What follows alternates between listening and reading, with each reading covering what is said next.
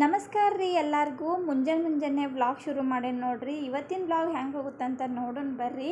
ಮತ್ತು ನನ್ನ ಚಾನಲ್ಗೆ ನೀವು ಯಾರು ಹೊಸಬ್ರು ನೋಡ್ತಿದ್ರೆ ನನ್ನ ಚಾನಲ್ಗೆ ಸಬ್ಸ್ಕ್ರೈಬ್ ಮಾಡಿಕೊಂಡು ವಿಡಿಯೋನ ನೋಡಿ, ವಿಡಿಯೋ ಇಷ್ಟ ಆದಲ್ಲಿ ಲೈಕ್ ಮಾಡೋದನ್ನು ಮಾತ್ರ ಮರಿಬೇಡ್ರಿ. ಇವತ್ತಿನ ದಿನಾನ ಹೆಂಗೆ ಹೋಯ್ತು ಅಂತ ನೋಡೋಣ. ಅದಕ್ಕಿಂತ ಮುಂಚೆ ನಾನು ಮುಂಜಾನೆ ನಾಷ್ಟ ಇಡ್ಲಿ ಮಾಡಿದ್ದೆ. ಇಡ್ಲಿ ಮಾಡಿದಾದಮೇಲೆ ನಾನು ಕೆಲವೊಂದು ಡ್ರೆಸ್ಸಸ್ನ ಸ್ಟಿಚ್ ಮಾಡಬೇಕು ಅಂತ ಎಲ್ಲ ಡ್ರೆಸ್ಗಳನ್ನ ಕಲೆಕ್ಟ್ ಮಾಡಿ ಇಟ್ಕೊಂಡಿದ್ದೆ. ಯಾಕಂತಂದರೆ ನಾವು ಹಾಕುವಾಗ ನಮ್ಗೆ ಸಡನ್ನಾಗಿ ಡ್ರೆಸ್ಗಳು ಒಂದೊಂದು ಸ್ಟಿಚಿಂಗ್ ಮಾಡುವ ಇರ್ತಾವಲ್ಲ, ಆ ಟೈಮಲ್ಲಿ ನಾವು ಹಾಕ್ಕೋಬೇಕು ಅಂತ ತಗೊಂಡಾಗ ಸ್ಟಿಚಿಂಗ್ ಮಾಡೋದಿರ್ತದೆ, ನನಗೆ ನೆನಪಾಗಲ್ಲ. ಹೀಗಾಗಿ ಸ್ಟಿಚಿಂಗ್ ಯಾವ್ಯಾವ ಮಾಡುವುದವಲ್ಲ ಅದನ್ನೆಲ್ಲ ಒಂದು ಕಡೆ ಸೆಟ್ ಮಾಡಿ ಇಟ್ಕೊಂಡ್ಬಿಟ್ಟಿದ್ದೆ. ಸ್ಲೀವ್ಲೆಸ್ ಟಾಪ್ಗಳು ಒಂದು 3-4 ಇದ್ದವು. ನನಗೆ ಈ ಸ್ಲೀವ್ಲೆಸ್ ಟಾಪ್ಗಳು ಇದ್ದಿದ್ದರಿಂದ ಜಾಸ್ತಿ ನನಗೆ ಹಾಕ್ಕೊಳ್ಳಿಕ್ಕೆ ಕಂಫರ್ಟೇಬಲ್ ಅನ್ನಿಸ್ಲಿಲ್ಲ.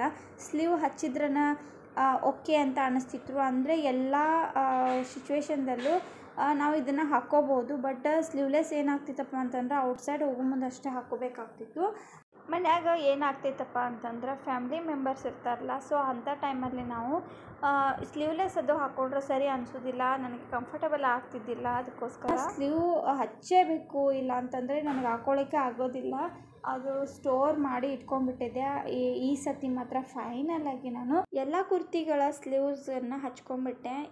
ಅದರಲ್ಲೂ ಈಗೀಗ ಈ ಮಿಷನ್ ನನಗೆ ಭಾಳ ಯೂಸ್ಫುಲ್ ಆಗೈತಿ. ಯಾಕಂದರೆ ಇದನ್ನು ತೊಗೊಂಡೆ ನಾನು ಭಾಳ ದಿನ ಆಯಿತು, ಅಂದರೆ ಒಂದು 3-4 ತಿಂಗಳಾಗಿರ್ಬೋದೇನೋ ಅಂಥದ್ರಲ್ಲಿ. ಸೊ ಜಾಸ್ತಿ ಅಂದರೆ ರೀಸೆಂಟ್ಲಿ ಈ ಮಂತಲ್ಲಿ ನನಗೆ ಭಾಳ ಹೆಲ್ಪ್ ಆಗ್ಯದ.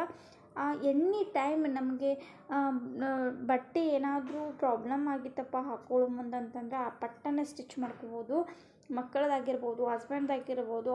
ಸಡನ್ನಾಗಿ ಸ್ಕೂಲ್ಗೆ ಹೋಗುವಾಗನ ನನಗಿದು ಫಿಟ್ಟಿಂಗ್ ಇಲ್ಲ, ಶರ್ಟ್ ಫಿಟ್ ಮಾಡಿಕೊಡು ಅಂದ ತಕ್ಷಣವೇ ನಾನು ಫಿಟ್ ಮಾಡಿ ಕೊಟ್ಬಿಡ್ತೀನಿ. ಆಮೇಲೆ ಸ್ಕೂಲ್ ಡ್ರೆಸ್ ಹರಿದಿರ್ತೈತಿ, ಇಮಿಡಿಯೇಟಾಗಿ ಸ್ಕೂಲ್ ಯೂನಿಫಾರ್ಮ್ ಹಾಕ್ಕೊಳ್ಳೋ ಮುಂದೆನೇ ನೆನಪಾಕೈತೆ ಕೆಲವೊಂದು ಸತಿ. ಆ ಟೈಮಲ್ಲೂ ಕೂಡ ಸಡನ್ನಾಗಿ ಒಂದೇ ಸೆಕೆಂಡಲ್ಲಿ ಕೂತ್ಕೊಂಡು ಸ್ಟಿಚ್ ಮಾಡಿ ಕೊಟ್ಬಿಡ್ತೀನಿ. ನಿಜ ಈ ಸ್ಟಿಚಿಂಗ್ ಮೆಷಿನ್ ಬಂದಮೇಲೆ ನನಗೆ ಈಗೀಗಂತೂ ಸಿಕ್ಕಾಪಟ್ಟೆ ಆರಾಮ್ಸೆ ಜಾಸ್ತಿ ಯೂಸ್ ಆಗ್ಲಿಕ್ಕತ್ತೈತಿ. ಟೈಮೇ ಬೇಕಾಗೋದಿಲ್ಲ. ನಮಗೆ ಅರ್ಜೆಂಟ್ ಇದ್ದಾಗ ಭಾಳ ಹೆಲ್ಪ್ಫುಲ್ ಆಗುತ್ತೆ. ಬೇರೆಯವ್ರ ಕಡೆ ಹೋಗುವಾಗ ಸ್ವಲ್ಪ ಪ್ರಾಬ್ಲಮ್ ಆಗ್ತಿತ್ತು. ಹಾಗೆ ನಾವು ಮಧ್ಯಾಹ್ನದ ಹೊತ್ತಿಗೆ ಇದು ಚಿಕನ್ ಬಿರಿಯಾನಿ ಮಾಡಬೇಕು ಅಂತ ಡಿಸೈಡ್ ಮಾಡ್ಕೊಂಡ್ವಿ. ಅಂದರೆ ಇಡ್ಲಿ ಇತ್ತಲ್ಲ, ಸೊ ಇಡ್ಲಿ ಮುಂಜಾನೆ ತಿಂದಿದ್ವಿ. ಸೊ ಅದು ಮತ್ತೆ ತಿನ್ನಬೇಕು ಅಂತ ಅನ್ನಿಸ್ಲಿಲ್ಲ. ಅದಕ್ಕೋಸ್ಕರ ಮಕ್ಕಳೆಲ್ಲ ಏನಂದ್ರೆ ಸೊ ರೈಸ್ ಇದ್ದರೆ ನಾವು ಅದನ್ನ ತಿನ್ಕೊತೀವಿ. ಅದರಲ್ಲೂ ಚಿಕ್ಕ ಮಗನಿಗೆ ಸ್ವಲ್ಪ ನಡ್ವರ್ಕ ಆರಾಮಿದ್ದಿದ್ದಿಲ್ಲ, ಹಾಗಾಗಿ ಅವನಿಗೆ ತಿನ್ನಬೇಕು ಅಂತ ಅನ್ಸಾಕತ್ತಿತ್ತು. ಅದ್ರ ಸಲುವಾಗಿ ಚಿಕನ್ ಬಿರಿಯಾನಿನ ಮಾಡ್ಲಿಕ್ಕತ್ತೀವಿ.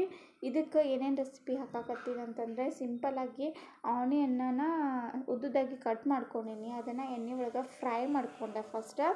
ಅದಾದಮೇಲೆ ಅಲ್ಲ ಮತ್ತು ಬೆಳ್ಳುಳ್ಳಿನ ನೀಟಾಗಿ ಜಜ್ಜಿ ಇಟ್ಕೊಂಡೀನಿ. ಕೊತ್ತಂಬರಿನೂ ಸಹ ನೀಟಾಗಿ ಕಟ್ ಮಾಡಿ ಇಟ್ಕೊಂಡ್ವಿ. ಅದಾದಮೇಲೆ ಇದಕ್ಕೆ ಟೊಮೊಟೊ, ಆಮೇಲೆ ಎಷ್ಟು ಬೇಕೋ ಅಕ್ಕಿ, ಅದರ ಅಳತೆನ ನಾನು ಅಕ್ಕಿ ಸಹ ಇಟ್ಕೊಂಡೀನಿ. 1.5 kg ಅಷ್ಟು ಚಿಕನ್ ಐತಿ. ಇದ್ರೊಳಗೆ ನಾವು ಸ್ವಲ್ಪ ಗ್ರೇವಿ ಮಾಡ್ಕೊತೀವಿ. ಗ್ರೇವಿ ಮಾಡಿಕೊಂಡು ಇದ್ರಾಗ ಬಿರಿಯಾನಿ ಮಾಡ್ಕೊಂಬಿಡ್ತೀವಿ. ಅಂದ್ರೆ ಒಂದೊಂದು ಚಪಾತಿ ಕೂಡ ತಿನ್ನೋಕೆ ಆಗ್ತಿತ್ತಲ್ಲ ನೈಟ್ ಟೈಮ್. ಸೊ ನೈಟ್ ಟೈಮ್ಗೆ ಮತ್ತೆ ಬೇರೆ ಅಡುಗೆ ಮಾಡೋದಂತ ಈ ರೀತಿ ಒಂದು ಪ್ಲ್ಯಾನ್ ಮಾಡಿಕೊಂಡೆ. ಇಲ್ಲ ಅಂತಂದರೆ ಇದು ಬರೀ ಬಿರಿಯಾನಿದೊಳಗೆ ಅಷ್ಟು ಪೀಸಸ್ ಹಾಕಿಬಿಟ್ಟು ಚಿಕನ್ ಪೀಸಸ್ ಅಂತಂದ್ರೆ ಅಲ್ಲೇ ಅಷ್ಟೊಂದು ತಿನ್ನೋಕೆ ಕಂಫರ್ಟಬಲ್ ಅಂತ ಅನಿಸಲ್ಲ. ಅದೇ ಗ್ರೇವಿ ಮಾಡಿದರೆ ಒಂದೊಂದು ಚಪಾತಿನಾದರೂ ತಿನ್ಬೋದು, ನೈಟಿಗೆ ಆಗುತ್ತೆ ಅಂಥೇಳಿ ನಾನು ಒಂದಿಷ್ಟು ತೆಗೆದು ಚಿಕನ್ನ ಗ್ರೇವಿನ ಮಾಡ್ಕೊಂಡಿದ್ದೆ. ಇದ್ರೊಳಗೆ ಭಾಳ ಏನೂ ಕಚ್ಚಿ ಪಿಚ್ಚಿ ಅಂತ ಏನೂ ಹಾಕ್ತಿಲ್ಲ. ಸಿಂಪಲ್ಲಾಗಿ ಇನ್ನೊಂದು ಟಮಾಟಿನ ಕಟ್ ಮಾಡಿ ಹಾಕ್ಕೊಂಡ್ವಿ ಅಷ್ಟೇ. ಗ್ರೇವಿ ಕೂಡ ಮಾಡಿದ್ವಿ. ಇದ್ರೊಳಗೆ ಸ್ವಲ್ಪ ಹಾಕ್ಕೊಂಡು ತಿನ್ನಕತ್ತೀವಿ. ಅಂದ್ರೆ ರಾತ್ರಿಗೆ ಮತ್ತು ಚಪಾತಿ ಜೋಡಿ ಬೇಕಾಗ್ತದೆ ಅಂತೇಳಿ ಒಂದು ಬೌಲಲ್ಲಿ ಸ್ವಲ್ಪ ಕೊಟ್ಟಿದ್ದೆ. ಚಿಕನ್ ಬಿರಿಯಾನಿ ಅಥವಾ ನಾನ್ ವೆಜ್ ಇದ್ದಾಗ ಸ್ವಲ್ಪ ಆನಿಯನ್ ತಿಂದರೆ ಅದ್ರ ಜೊತೆ ಕಾಂಬಿನೇಷನ್ನ ಚಲೋ ಇರ್ತದೆ. ಯಾಕಂದ್ರೆ ಆನಿಯನ್ ತಂಪಲ್ಲ, ಇವಾಗ ಚಿಕನ್ನು ಕಾವು ಇರ್ತದಲ್ಲ, ಅದ್ರ ಸಲುವಾಗಿ ಆನಿಯನ್ ಕಂಪಲ್ಸರಿ ತಿನ್ನಬೇಕು. ಇದ್ರ ಜೊತೆ ಲಿಂಬೆನೂ ಕೂಡ ತಿನ್ನಬೇಕು. ಹೊಟ್ಟೆ ಕಡಿಯೋಂಗಿಲ್ಲ, ಹೊಟ್ಟೆ ಶಾಂತ ಇರ್ತೈತಿ. ನಾನ್ ವೆಜ್ ಜೊತೆ ಉಳ್ಳಾಗಡ್ಡಿ ಮತ್ತು ಲಿಂಬೆಹಣ್ಣು ಇರಲೇಬೇಕು ಫ್ರೆಂಡ್ಸಿಗೆಲ್ಲ. ಅಂತ ಅಂದರೆ ಹೊಟ್ಟೆ ಕೆಟ್ಟೋಗ್ಬಿಡ್ತದೆ. ಹಾಗಾಗಿ ನಾವು ಮಕ್ಕಳಿಗೆ ಕೊಟ್ಟಿರ್ತೀವಿ. ಕೆಲವೊಬ್ರು ಹೇಳ್ತಾರೆ ಉಳ್ಳಾಗಡ್ಡಿ ಸಣ್ಣ ವಯಸ್ಸಲ್ಲಿ ಕೊಡಬಾರ್ದು ಅಂತ, ಹಾಗೇನಿಲ್ಲ. ಕೆಲವೊಂದು ಊಟದಲ್ಲಿ ಅವು ಎರಡೂ ಬೇಕಾಗ್ತವೆ. ಅದಾದಮೇಲೆ ಒಂದಿಷ್ಟು ವರ್ಕ್ ಇತ್ತು, ನನ್ನ ಒಂದು ಸ್ಕೂಲ್ ವರ್ಕು. ನಾನೊಂದು ಟ್ರೈನಿಂಗ್ ಪೀರಿಯಡ್ ಏನು ನಡೆಸೋದಿಲ್ಲ, ಸೊ ಅದರದ್ದು ಒಂದಿಷ್ಟು ಹೋಮ್ವರ್ಕ್ ನನಗೂ ಕೂಡ ಕೊಟ್ಟಿದ್ದರು. ಇದಕ್ಕೆ ಸಂಬಂಧಪಟ್ಟಿರುವಂಥ ಕೆಲವೊಂದು ಸಾಮಾನುಗಳನ್ನು ಕೂಡ ತೋರಿಸಿದೆ, ಅವನ್ನೆಲ್ಲ ತೊಗೊಂಡಿದ್ದೆ. ಅಂದರೆ ಈ ರೀತಿ ನನಗೆ ಯೂಸ್ ಆಗುತ್ತಲ್ಲ, ಅದಕ್ಕೋಸ್ಕರ ಇದನ್ನೆಲ್ಲ ಮಾಡಿಕೊಂಡು ಅರೇಂಜ್ ಮಾಡಿಕೊಂಡು ಮತ್ತೆ ನಾನು ಬೆಂಗಳೂರಿಗೆ ಹೋಗಬೇಕಾಗ್ತೈತಿ. ಇದನ್ನೆಲ್ಲ ಎತ್ತಿ ತೊಗೊಂಡು ಹೋಗಬೇಕು.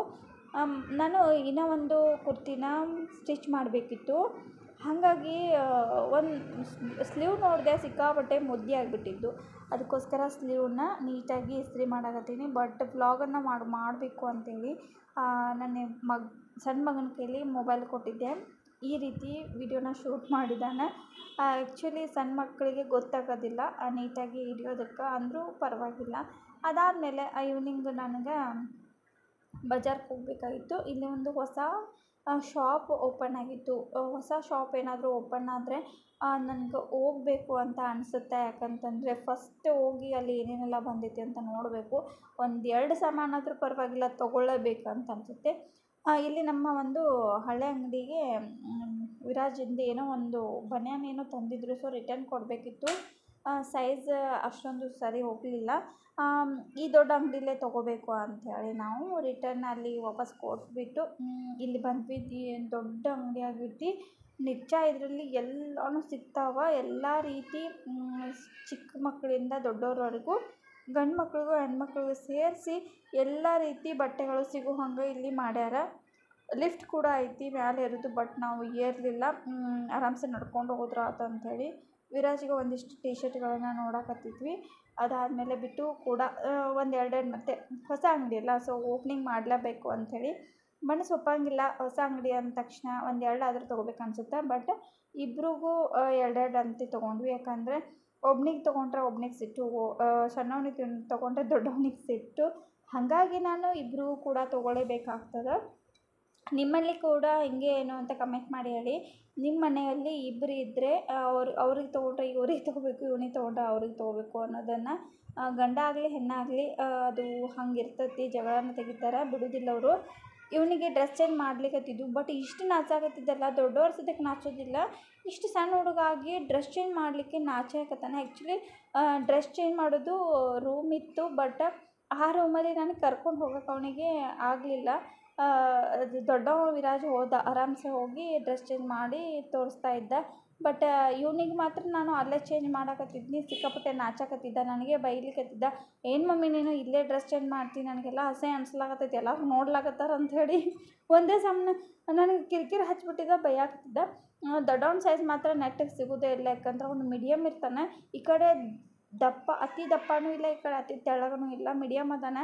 ಮೀಡಿಯಮ್ ಸೈಜ್ ಸಿಗೋದು ಭಾಳ ಡಿಫಿಕಲ್ಟು. ಸಿಕ್ಕರೆ ದೊಡ್ಡ ಸಿಗ್ತೈತಿ, ಇಲ್ಲಾಂದರೆ ಸಣ್ಣ ಸಿಗ್ತೈತಿ.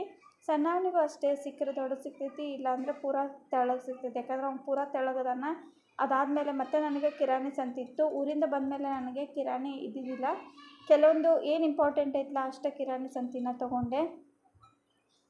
ಕೆಲವೊಂದು ನಾಷ್ಟ ಬೇಕಾಗ್ತೈತಿ, ನಾಷ್ಟಕ್ಕೆ ಸಂಬಂಧಪಟ್ಟಿರೋವಂಥದ್ದು, ಅದನ್ನೆಲ್ಲ ಫಟಾಫಟ್ ಅಂತ ತೊಗೊಂಡು ಮತ್ತೆ ಬಿಲ್ ಮಾಡಿಸ್ಕೊಂಡೆ. ಯಾಕಂದರೆ ಭಾಳ ಹೊತ್ತು ನಾವು ನಿಂದಿರಲಿಲ್ಲ. ಯಾಕಂದರೆ ಬಟ್ಟೆ ಅಂಗಡಿ ಒಳಗೆ ನಮಗೆ ಸಿಕ್ಕಾಪಟ್ಟೆ ಟೈಮ್ ಆಗಿತ್ತು. ಅದ್ರ ಸಲುವಾಗಿ ಬಂದೆ, ಸ್ವಲ್ಪ ವಿಡಿಯೋ ಶುರು ಮಾಡ್ತಾಯಿದ್ದೆ. ಡ್ರೆಸ್ ಚೇಂಜ್ ಮಾಡಕತ್ತಿದ್ದೆ, ಮತ್ತೆ ನಾಚಿಕೊಂಡು ಫುಲ್ ಟಿ ಶರ್ಟ್ಸ್ ಎಲ್ಲ ಮುಚ್ಕೊಂಡ್ಬಿಟ್ಟೆ. ಅದಾದಮೇಲೆ ನಾನು ಕೂಡ ಇದು ನನ್ನ ಸ್ಲೀವ್ ಸ್ಟಿಚ್ ಮಾಡಿದ್ದು ಡ್ರೆಸ್ ಇದು ನಾನು ನಿಮ್ಗೆ ತೋರಿಸ್ಬೇಕು ಅಂತ ವೇರ್ ಮಾಡಿದ್ದೀನಿ.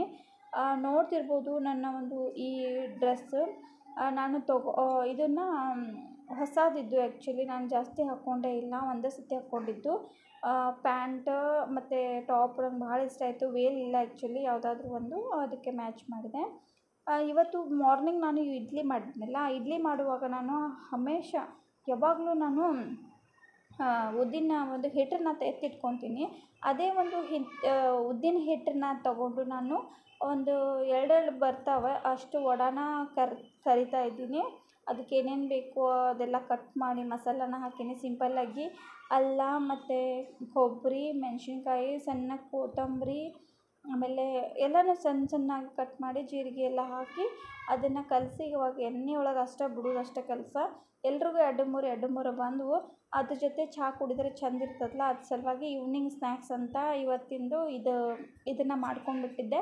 ಏನಾದರೂ ತಲೆ ಓಡಿಸ್ಬೇಕಾಗುತ್ತೆ, ಯಾಕಂದರೆ ಮನೆ ಒಳಗೆ ಸಣ್ಣ ಮಕ್ಳು ಅದಾವ ಅಂದ್ಮ್ಯಾಕ ಈವ್ನಿಂಗ್ ಸ್ನ್ಯಾಕ್ಸ್ ಏನು ಮಾಡಬೇಕು, ಸೊ ಮಾರ್ನಿಂಗ್ ನಾಷ್ಟಕ್ಕೆ ಏನಾಗಿರ್ತೈತಿ, ಮಧ್ಯಾಹ್ನಕ್ಕೆ ಏನು ಪ್ರಿಪೇರ್ ಮಾಡಬೇಕು ಎಲ್ಲನೂ ಒಂದು ಐಡಿಯಾ ಇಟ್ಕೊಂಡೆ ನಾವು ಮಾಡಬೇಕಾಗ್ತದೆ. ಇದ್ದಷ್ಟರಲ್ಲೇ ಅರೇಂಜ್ ಮಾಡ್ಕೋಬೇಕು ಆಗ್ತದೆ. ಹಾಗಾಗಿ ಎಟ್ ಎ ಟೈಮ್ ನನಗೆ ಒಂದು ಇಡ್ಲಿನೂ ಆಯಿತು, ಈವ್ನಿಂಗ್ ಟೈಮ್ ಸ್ನ್ಯಾಕ್ಸ್ನೂ ಆಯಿತು. ಈ ರೀತಿ ಒಂದು ಅರೇಂಜ್ಮೆಂಟನ್ನು ನಾನು ಮಾಡಿಕೊಂಡಿದ್ದೆ.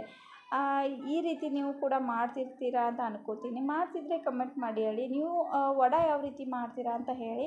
ನಾನು ವಡೆನ ಸ್ವಲ್ಪ ಸಣ್ಣ ರವೆನ ಮಿಕ್ಸ್ ಮಾಡಿರ್ತೀನಿ. ನೀವು ಯಾವ ರೀತಿ ಮಾಡ್ತೀರಾ ಅಂತ ಕಮೆಂಟ್ ಮಾಡಿ ತಿಳಿಸಿ. ಸಣ್ಣ ರವೆನ ಮಿಕ್ಸ್ ಮಾಡಿ ಎಲ್ಲನೂ ಇದ್ರಾಗ ಕಟ್ ಮಾಡಿ ಹಾಕ್ತೀನಿ. ಜಾಸ್ತಿ ಚಟ್ನಿ ಏನು ಮಾಡ್ಲಿಕ್ಕೆ ಹೋಗಲ್ಲ, ಯಾಕಂದರೆ ಇದನ್ನೇ ಒಂದು 2-3 ತಿಂದುಬಿಟ್ರೆ ಚಹಾ ಕುಡಿಬೇಕು ಅನಿಸುತ್ತಲ್ಲ, ಅದ್ರ ಸಲುವಾಗಿ ಮಾರ್ನಿಂಗ್ ಟೈಮಲ್ಲಿ ಏನಾದರೂ ನಾಷ್ಟ ಟೈಮಲ್ಲಿ ಮಾಡಿದರೆ ಇದ್ರ ಜೊತೆ ಚಟ್ನಿ ಮಾಡ್ತಿದ್ದೆ. ಬಟ್ ಇದು ಸಂಜೆಗೆ ಆಗಿದ್ದರಿಂದ ನಾನು ಚಟ್ನಿ ಮಾಡೋಕ್ಕೆ ಹೋಗಲಿಲ್ಲ, ಸಿಕ್ಕಾಪಟ್ಟೆ ಟೈಮ್ ಆಗಿತ್ತು, ಸುಮ್ಮನೆ ಹಾಕಿ ಹೋಗು ಅಂಥೇಳಿ. ಪಾಪ ನಾನು ಬರ್ತೀನಿ. ಪಾಪ ಬನ್ನಿ ಮೇಲೆ ಕಾಣತ್ತ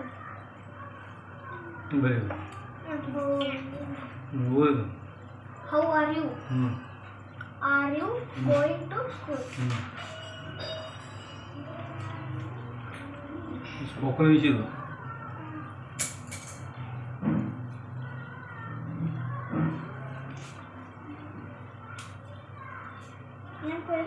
Had your lunch? Had your dinner? Hello friends, ಇವತ್ತಿನ ವ್ಲಾಗ್ ಇದಾಗಿತ್ತು. ಇವತ್ತಿನ ವ್ಲಾಗ್ ನಿಮ್ಗೆಲ್ಲರಿಗೂ ಇಷ್ಟ ಆಗಿದ್ದರೆ ಪ್ಲೀಸ್ ಲೈಕ್ ಮಾಡಿ, ಸಬ್ಸ್ಕ್ರೈಬ್ ಮಾಡೋದನ್ನು ಮರಿಬೇಡಿ. ಹೋಗ್ಬರ್ತೀನಿ, ನೆಕ್ಸ್ಟ್ ಒಂದು ಹೊಸ ವಿಡಿಯೋದಲ್ಲಿ ಸಿಗ್ತೀನಿ. ಅಲ್ಲಿವರೆಗೂ ಟೇಕ್ ಕೇರ್, ಬಾಯ್. ಇದು ನನ್ನ ಮಿಷನ್ ನೋಡಕತ್ತೀರ, ಸೊ ಬಾಕ್ಸ್ ಹಾಕಿ ಇಟ್ಟೀನಿ. ಇಷ್ಟು ಒಲೆ ಇರ್ತಾಳೆ. Okay, thank you for watching.